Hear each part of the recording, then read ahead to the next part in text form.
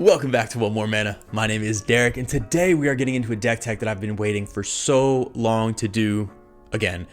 And it's my girl Titania. I know we're already moving into D&D stuff, but I still got one more thing for Modern Horizons 2 that I can't just not talk about, and it's my girl Titania. She got reprinted. We got that old border treatment. We got the full art. They're all so beautiful, and it's just re-inspired me to just blabber on more about one of my favorite decks ever. Now, my initial plan was to just do a full-on deck update, and I will include my updated Titania deck list in the description. But as I went ahead, I actually filmed the video. I scripted it, filmed it. I'm going ahead doing stuff for it. And then I look at the deck list and I look at the TCG player price on it. And not to cross different videos here, but it made me say, bruh, because why? I realize EDH card prices have gone crazy and that a lot of older cards are now really expensive. And I realize this has been my pet deck for years that I've been investing in. But no, like one of my favorite things about watching deck techs is seeing a deck I'm really excited about and going ahead and building my own version of it. And most of the deck techs I do on here are not the most budget, but I try to put it in a frame to allow y'all to go ahead and build a more budget friendly version. But the list I have for Titania was just too much. What I wanted to do and what I'm going to do for this deck tech is do a much more budget friendly version. So I'm not great at budget lists. It's not really my specialty. I kind of just take what I have laying around and build decks from it. But for Titania, I wanted to stay strictly under $200 on TCG Player, which I realize is still really expensive. This is not like, oh, I can just go on a whim build this. But if you have some of the cards already and you want to go ahead and get kind of a path to go with a Titania deck, I think this is a really good place to start. And at the end of the deck tech, I'll even talk about the upgrade path and next cards to buy for the deck if you want to go ahead and make it a little bit stronger. I'll even talk about some cards in here that you can cut to make it even cheaper if you want to go different routes with the deck. So I cannot wait to get into this. Don't worry, the deck list for my most updated deck will be in the description below. And if y'all do still want to see my non-budget, I have a problem Titania list, go ahead and let me know in the description or in the comments below, I should say. And I'll definitely do a video for that as well. I've already filmed it, so I can go ahead and put that out if y'all are interested as well. If you want any of the cards on here, on my initial deck list, whichever Titania deck you want, then head over to TCG Player. TCG Player is phenomenal. They're going to be able to help you find anything you're looking for. I just mentioned with Titania all the different art forms. If you haven't seen my last video of all the different art forms, there's a lot of them. TCG Player makes it so simple because you can just go ahead and look at all of them.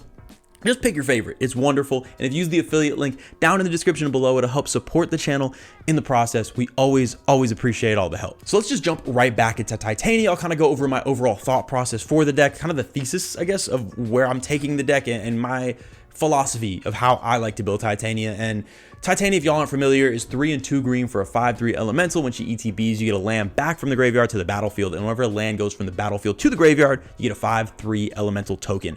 Now, this deck is unique on a couple of different axes, essentially. One is, it's a landfall deck that cares about killing your own lands more than bringing them in, which already makes it unique, and I love it as well, because most landfall decks, you just poop lands and profit, and it becomes this, war of attrition of I just have more lands than everyone, so I'm going to win. This is much more glass cannon. You end up destroying a lot of your lands. You can have turns where you kind of just screw yourself over, destroy all your lands, someone board wipes, and oops, you lose. But it's fun because it's exciting. You never know when it might work, and that's something I see as a huge positive as opposed to a negative. Now, the other thing that makes this really cool is, unlike most token decks, these tokens are huge. They're 5/3s. These tokens have been hitting the gym hard, and it makes it really cool because most decks you need 30 tokens. You need a whole bunch of 1/1s or a whole bunch of 2/2s. But Titania, a handful of 5/3s is enough to do serious damage and be a real threat on board. And it really changes the thought process on how you build it, where you don't need to swarm the board as much as most token decks. Now, obviously, we can achieve these through a lot of different ways. Fetch lands are a great way to do it, but obviously you don't need to run the traditional ones. Even just budget fetch lands are going to work. And once we get into land package, I'll kind of get into the different utilities the land serves and kind of the different modes this deck takes. And the other thing that's really a big point when I build Titania decks is most landfall decks, you want tons of token producers outside of whoever your commander is because they don't have an offensive presence. Typically, if you're playing any other landfall deck, you want to run stuff like Zendikar's Royal or Rampaging Baloths or Avenger of Zendikar or Scoot Swarm and all of these different effects. And maybe you want 1 or 2 in this deck. But really, you want to focus much more on supporting Titania than having lieutenants under her. Because of the synergy with Command Beacon and Titania, where essentially every time you cast Titania, you can bring Command Beacon back, sack it to get Titania back. You never really have to worry about commander tax in this deck. I can't remember the last time I was in a game where I was forced to pay commander tax because Command Beacon only goes to the graveyard the same turn you're replaying Titania, and it comes right back. So unless someone has instant speed graveyard removal, you're basically never paying tax. And even if you do, it's a lands deck. You have plenty of means of recasting, so you always have access to Titania. It's just every time I've played, and this is the deck I've played for the longest of all my decks and played the most, it feels bad to draw a mini Titania when you could just draw support for the Titania you already have access to. It's usually just not necessary. But let's jump into the creatures, get straight into these categories before I just ramble too much more about how much I love Titania. Now, the creatures are really interesting. You want ways to profit off of your lands. You want different ways to sacrifice your lands. A whole bunch of stuff, again, supporting Titania. One of the coolest things that I do really like about this deck is you kind of want to get off to a fast start, especially because Titania is 5 CMC and she's really the linchpin of what you're doing. So unlike most land decks, running Llanowar Elves, Arbor Elves, those types of things are actually pretty good. I know they don't bring lands into play, but it kind of gets you ahead and gets things started, because if you just wait and ramp on turn 3 and wait for Titania to get out, not even trying to win super fast, it feels bad because all these land sack effects and all these fetch lands and all these evolving wilds, not as useful when Titania is not out. So 1-drop mana dorks are really, really good in this deck just to kind of get everything going. And then speaking of ramping you, I am shocked by how cheap Lotus Cobra is now, and between Lotus Cobra and Tireless Provisioner, these are some of the most explosive cards in the deck. In my deck, Lotus Cobra will be the single reason why I just go off and win a game out of nowhere more than just about one other card. And Tireless Provisioner can be even better because it can set you up for future turns with those treasures. So these are must plays, and especially the fact that Lotus Cobra is damn near $2 now is crazy. And when you're playing a more budget deck, you definitely have to get creative with destroying your own lands, because you can't just use the traditional fetch lands and escape shifts and things like that, but that's not a problem. We have plenty of ways to do it. Stuff like Copperleaf Angel, you can sack as many lands as you want if it's a turn you're about to win and just go off. Terastodon is phenomenal as a late game card because you can destroy 3 of your own lands, get 3 5/3s and 3 elephants, and just put a whole bunch of power on board and get scary real fast. One of my personal favorites is Squirrel Wrangler, and I know everybody loves squirrels now, so I hope this card didn't get expensive out of nowhere. I doubt it because it's not very good. But what you can do is pay 2 mana, sack a land, and make 2 squirrels. And this is a similar process to that Terastodon thing, where you're sacking a land, getting a 5/3, and getting even more tokens in the process. I said we didn't want other token generators, but stuff that's supporting Titania's plan and giving you tokens is another story. This is just kind of gravy on top of already forwarding your game plan. Now, there are a couple cards that are not very budget I did include in the creatures that I just think are that crucial, that I think these are the most important cards for my personal list. And it's Azusa, who's down around $8-9, much better than it used to be, but still on the expensive side. And then Sylvan Safekeeper, which I think is the most important creature in the deck because it can sack lands, it can protect Titania. This is a little, I think it's like $10-12 now, a little bit more expensive. But if you did have to kind of spend on one creature, for me, it would be the Sylvan Safekeeper. Don't worry about Craterhoof. We got Baconhoof and Enray's Forerunners. We have budget options for a lot of other stuff. This deck, playing extra land per turn effects is really good, obviously. That's why I want Azusa in the deck. But it's not as crucial as you'd think. There's plenty of games where I don't have my Exploration out or don't have my Oracle of Moldiah and stuff like that out that I do just fine. We have plenty of other ways to get lands into play and get synergies going that it definitely makes the deck better, but it's not worth breaking the bank for your Oracles and your Explorations and that type of stuff when we have other means of going about getting our synergies going. Moving on to the enchantments, these are some of the most important cards in the deck. And my favorite thing about trying to do a budget list of this is all of our important card draw enchantments are all super budget, and I love it. So stuff like Kavu Lair, Garruk's Uprising, Elemental Bond, some of the best cards in the deck. These are the cards when I have people play against my Titania deck, I let them know, remove these on the spot, because these are the type of cards that will win me the game having them out, and they're all very budget friendly. And the single best card in the deck, by a wide margin, I would say, single best card in the deck is Greater Good. This card, I don't remember the last time I've lost casting a Greater Good. Especially in this deck, it literally just turns every time you sack a land, get a 5/3. Now I'm just going to go draw 5 cards, discard 3. You get in these situations where if you have a decent board state for Titania, you just draw and find any card in your deck you want and just filter through everything. You also have a sack outlet. This card is insane, and thankfully it used to be so expensive. It is not anymore, and it is the key to this deck, and I was very excited to see I could include it in here because, yeah, it's kind of crucial. I'm also going with a lot more basics in this deck. I think I have like 13 or 14 in my personal one. I'm up around 20 plus in this deck, so it gives us access to things like Gaia's Touch, which is wonderful because it's a very budget exploration if we have basic forests, in addition to things like Fortitude, which because of Yavimaya, is kind of just good in any deck, but also super good the more forest you have, because you can sack things, protect your creatures, and just make a giant army at instant speed. One of the most interesting enchantments that I have in my personal deck that is also super budget is Death's Presence. This makes it really fun to swing out, because when your elementals die, it really doesn't matter. You can just make one giant elemental.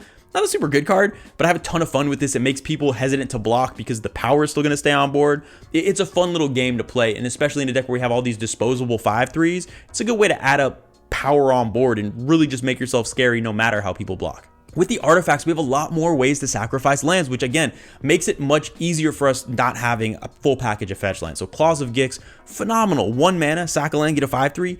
That is great. Zuran Orb, obviously all-star of the deck. One of the best play patterns in this deck is end step before your turn, sack all your lands with Zuran Orb, gain a bunch of life, get a bunch of 5/3s, and just go all out swinging at people. Does it always work out?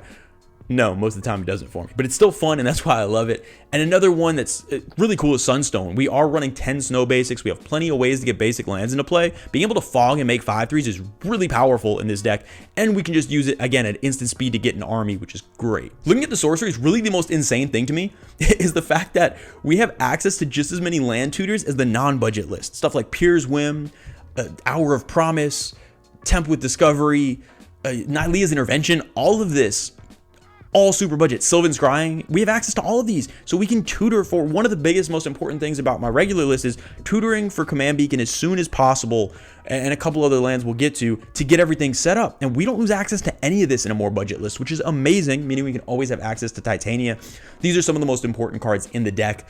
While I just talked about Greater Good as being the biggest, like, go off, win in a turn, these are the most important cards for setup. And I would say, while they're not as efficient as basic land ramp, we're not really worried about ramping as hard in this deck. We need specific lands in play, so all of these definitely have to go in. With the instance, again, land tutors, crop rotation. I did not realize it was budget, which is amazing. Put it in there. This card is so good. Again, instant speed, being able to get what we need. We have a ton of removal in our instant speed category. I actually went more removal heavy in the budget list than my own, just because we are going to be going a little bit slower, so removal is going to be more important. So we definitely want to have instant speed access to keep ourselves alive when stuff starts to get a little crazy. And the single best instant in this deck, though, is Return of the Wild Speaker. This card is ridiculous. It can it can pump your whole, I guess it can bump an opponent out of the game, but it'll also pump your whole team because they're non-humans. All your things get +3/+3. It can draw you a bunch of cards all at instant speed. I am shocked that this card is still cheap. I need to buy more copies because this is just an all-star in here. But let's finally get into the lands. It's the most important part of the Titania deck, and it was one of the reasons why I thought it was going to be much harder to build a budget Titania deck, budget in quotes, but there's so many budget options available. One of the biggest things in a Titania deck is you want to have access to fetch lands, but you don't need the fancy off-color fetches, even though most of them just got reprinted. You can just run Evolving Wilds and Terramorphic Expanse and Fabled Passage, and you can go ahead and run the panoramas as well, whether it's Naya, I think Jund, and Bant are the 3 panoramas you have access to. These are all wonderful and really do most of the job. Obviously, it's better, quote unquote, and they're stronger to run the off-color fetches, but is it like hundreds of dollars better? Oh, hell no. No, just go ahead and stick with these, and your deck is going to do what it needs to do. And we have access to so many, not to mention land destruction. We have Ghost Quarter and Tectonic Edge. The craziest thing when I put the sub $200 list together was that you don't lose access to land sacking effects. We have just as many land sacking effects in the budget list as I do in the non-budget list. And obviously non-budget's slightly more efficient, but really not that big of a difference. And we even get access to like stuff like Crystal Vein and Havenwood Battleground and all of these different effects where we're always going to have access. Even if we don't draw the cards to sack our own lands, we're always going to have ways to get 5/3s into play. We're even running some of the slow fetches, stuff like Mountain Valley and Grasslands and things like that, because it really doesn't hurt us that bad. This is not, even when I play my regular Titania deck, yeah, I can win out of nowhere, but it's not necessarily trying to win fast. I didn't build it to do that. I don't want to win on turn 4 or 5. So playing some tap lands and tap fetches, you're still getting a 5/3 even if the land comes into play tapped. And most times when you're cracking a fetch in this deck, it's not to get an untapped land, it's just to get that 5/3. So you're really not hurting that much when you play these. But yeah, that addresses the whole fetch land thing. Now we're gonna get in some of the utility lands in here. The single most important one, if you have to put one land in this deck, this has to be it. It's Command Beacon. Command Beacon is so good in this deck. It got reprinted, so it's finally not prohibitively expensive. With Command Beacon, because of Titania's ability, you will never have to pay commander tax basically throughout the whole game, unless something crazy happens. Yeah, there's very few situations where you have to pay commander tax. I talked about it earlier already, but yeah, make sure this card is in there. I'm not typically one who's, you know, for must plays, this has to be in there, that type of stuff. Put in what makes you happy, but typically casting your commander makes you happy, and this makes this easier to do so. So highly recommend. But now we'll get into some of the other really important lands. Now, I put a few non-budget ones in the list that I have in here that still allow us to get under that like $200 threshold I was trying to shoot for. Now, if these don't intrigue you, I'm going to kind of go over why I put them in there. If it doesn't sound interesting to you, just cut them and you can save money on that. But I'll kind of go over the reasons why. I would say the two most important of the non-budget lands I put in here. One is Field of the Dead. Not surprising how powerful this card is. It's banned basically everywhere, I think, outside of Commander and maybe one other place. Incredibly powerful. But the most important thing is it gives this deck a level of resiliency that it wouldn't have otherwise. My Titania deck used to be incredibly weak to board wipes, like very weak to board wipes. And ever since I got a Field of the Dead in there, that's just not the case. You might be like, why are you running it in a monocolor deck? We have so many different land names and we have so many tutors to get out non-basics that even though we're running 20 basics in the deck, we're running 42 lands overall. And I run 14 or 15, whatever it is, basics in my own list. I've never had any trouble triggering Field of the Dead. And it also sets up our Reshape the Earth explosive turn to have this in there. So that would be the first one I'd go for. I know it's expensive, but like shit, try to proxy it if you need to.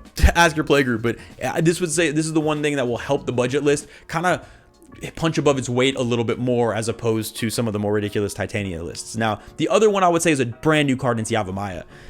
What I love about Yavimaya so much is it allows your fetch lands to just tap for mana on their own, which is hugely important because basically I say Command Beacon is the first card you 2-4. Yavimaya will always be number 2 because what it's going to let you do is play out all these lands that want to sack themselves, but wait to sacrifice them until the ideal moment.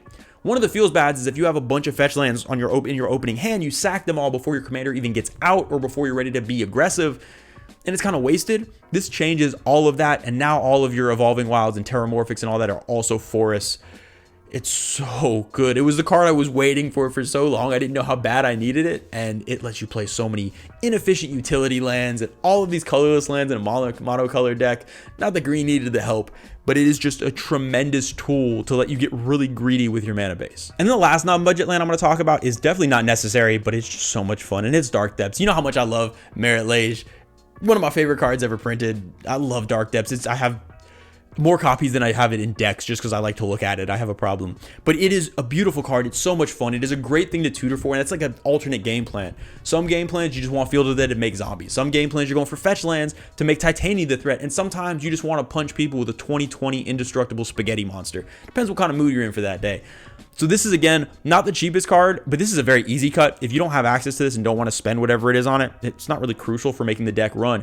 But if you enjoy punching people with spaghetti, it's a solid pickup, and I would say you can get started without it for sure, but it would be kind of one of the first upgrades I'd go for. And then I know I'm talking about lands nonstop here, but the last one I do want to address in here is going to be one that's kind of controversial in a sense because I cut it from my own list because it was too annoying, and it's Glacial Chasm. So Glacial Chasm is a very annoying card to play against, and I realized every time I played it, it made the game less fun for everyone. There was never a time where I played Glacial Chasm and more joy was seen on people's faces, so I just cut it out of my initial list. The thing is with this deck, because it's going to be slower, because you're not going to be as explosive, with my deck, it felt like kind of like a jerk move because I'd be like about to die. Oh, Glacial Chasm, you can't touch me for a turn and a half. I win, haha, and I felt like an asshole. But in this deck, it's a little bit slower, so you might need to survive just to be able to do your thing, and having that in here, you know, you might stall for 3-4 turns and not be able to win, but it doesn't feel like, oh, haha, I'm untouchable, watch me kill everybody now. It's a touchy thing. I would try it out, see how your playgroup feels about it, but I think it would be less feels baddie in this type of deck than it would be in mine because it doesn't just play it, haha, I'm hiding and win. It's more like you need it to survive sometimes. So I would consider it. It's in the deck list. Easy cut to go ahead and throw in another forest or something like that if you're not a fan of the card. Now, obviously, the one sort of like elephant in the room, no offense to Rastodon, is the Gaia's Cradle. Gaia's Cradle is one of the most key cards for the stronger end Titania decks because it allows you to basically have one land in play and just produce as much mana as you want and still go off and all this stuff, but it's just not necessary. It really isn't. The games where, unless you're trying to build, if you're trying to build like a high end, I don't know if there is a CEDH Food Chain Titania deck. It may have used to be. Like proxy that shit. I'm sure people will be fine with it. There's a lot of non-budget cards you need in that. but it doesn't make that big of a difference. Most games I play Titania, I bring in Gaia's Cradle as like the most win more unnecessary card ever. Don't get me wrong, it's incredibly powerful and it does take the deck up a couple power levels, but you're going to be able to play this deck, have tons of fun and win games without it. Most of this, the rolls you're getting from the other cards in here are going to be more important. We have so many ways to ramp and so many big effects in here. It's not necessary. I wouldn't let that at all hold you back from wanting to play a Titania deck. It's a cool card in the deck, but believe me, the mana base and the lands in here are going to do you just fine, and you're going to win plenty of games with it. That's going to do it for all the categories, but before we get to that game-winning step, I do want to talk for a second about the upgrade path for this deck and what you kind of want to pick up next. Let's say you put this together, you and Titania are soulmates, meant to be together, and now you want to show her some more love. You've been playing this deck for a while. What do you want to add to it next? First upgrade, or you can even do a swap budget-wise, is Growing Rites of Itlimoc. This is 80% of a Gaia's Cradle or more in this deck. Whereas a lot of these other utility lands like Yavimaya and Command Beacon and Field of the Dead, I want to tutor for those right away and get those out. I don't really find myself tutoring for Gaia's Cradle much. It's basically a game-ending win more type card. And because we have so much card draw, Growing Rites is going to be 80% of that in this deck and whatever 100th or whatever it is of the price. So it's a great card. It does what you need it to do in this deck, and it's almost always going to flip the turn you play it because we have access to so many elementals in here. So it's amazing. You can even do a budget swap if you want, where you take out Dark Depths. Despite my irrational love for Merit Lage and how beautiful she is, it's probably a good idea. You could just do a 1-for-1 swap there, still stay under the same budget, and have access to his Growing Rites right away. That's up to you, whichever card you like more.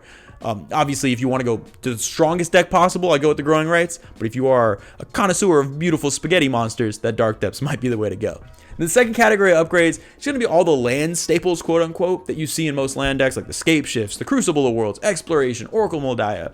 Pick up whichever ones you see first. Maybe you trade for them. I would say that you can do those as slow upgrades over time. They're not necessary at all to make the deck run, but it's kind of little percentages of efficiency you can get if you want to go ahead and add those over time. So I'd put those in the next category of things I'd add. And then the third category is different game enders, and this is going to be depending on where you find yourself. If you find yourself not winning enough games, if you find yourself not having explosive enough turns, one card that wins the single most games for me is Finale of Devastation. This card is incredibly broken, and it's one of the reasons why you won't see Craterhoof mentioned in this video.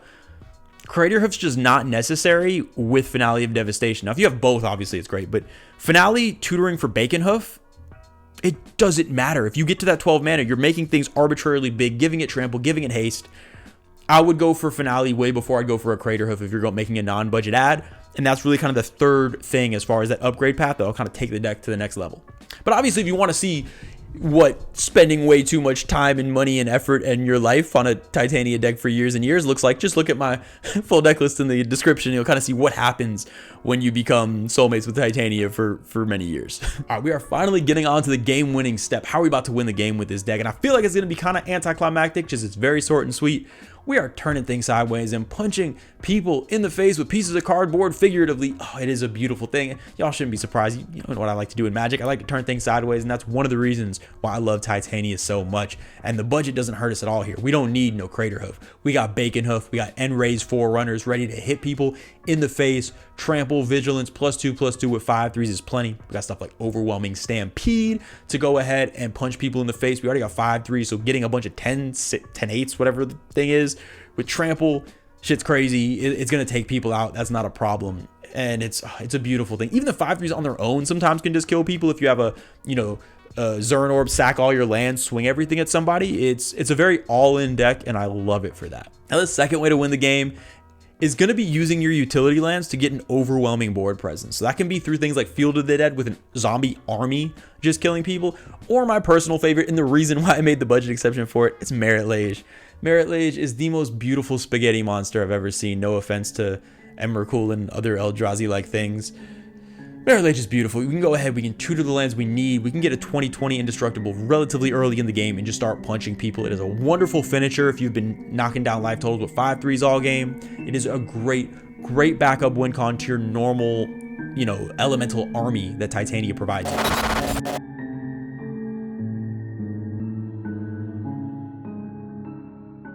And now it is time for our weekly trip to Phyrexia. And y'all might be thinking, wait, I've looked at that deck list. There is no Infect in there. How are we going to Phyrexia? Yeah, I will find a way to go to Phyrexia no matter what the deck list is, and this is no exception. And these are going to be the secret non-budget upgrades for the deck. If y'all have access to either a Triumph for the Hordes, man, put that in. That's no surprise. Take out that overwhelming Stampede, combat damage, regular combat damage, overrated. Infect your opponents. They'll love you so much more for it, I promise. Triumph for the Hordes is crazy in this deck with 5/3s. Give them +1 trample, infect. Things end fast, and it's probably the best finisher for this deck. And the other one I love in our trip to Phyrexia is Inkmoth Nexus. Now, we have a couple different things we can do this. This is non-budget, so it's not in the deck list, but I want to do this little special game-winning step for all my other Phyrexian connoisseurs out there who want to upgrade the deck. My favorite combo you can do is Inkmoth Nexus with Awakening of V2 Ghazi and just straight up kill someone. Out of nowhere, bam, dead to the face. Oh, it is a beautiful thing. Such a beautiful thing. And these are some of the most out of nowhere sneaky ways to win. And again, if you take out that Merit Lage, if you want, put in that Inkmoth Nexus and that Awakening of V2 Ghazi, which I think is like 25 cents, throw those in, and it will again help this deck punch above its weight and really do some work. That is gonna do it for this week's deck tech. I really hope y'all enjoyed it. Let me know what you think. I realize $200 is still really expensive, so it's not really super budget, but it's more budget. So definitely let me know if this feels like it makes the deck at all more accessible, and let me know as well if you do want to see that full Titania redeck tech of the non-budget version, because it is filmed, so it's not going to take much more work to put out, but I wasn't sure if people still wanted to see that. I don't want to move on from Modern Horizons 2 yet. There's so many cool things, but D&D's here, and at the time of this is being released, it's probably already almost through spoiler or preview season, so we got some D&D Magic content coming out very soon for Adventures in the Forgotten Realm. Very excited to get into all that. Oh, so many exciting things. Definitely make sure you check out Commander Petty. We're kind of in this, our schedule's in flux right now, so keep an eye on the Twitter sphere to see when we'll be streaming, but typically it's going to be Saturdays at 8:30. Come hang out. We have awesome guests. We always try to be petty in the friendliest ways possible. Always a good time. We want you to come talk that trash. So many exciting things to come. But until then, I will see y'all next time.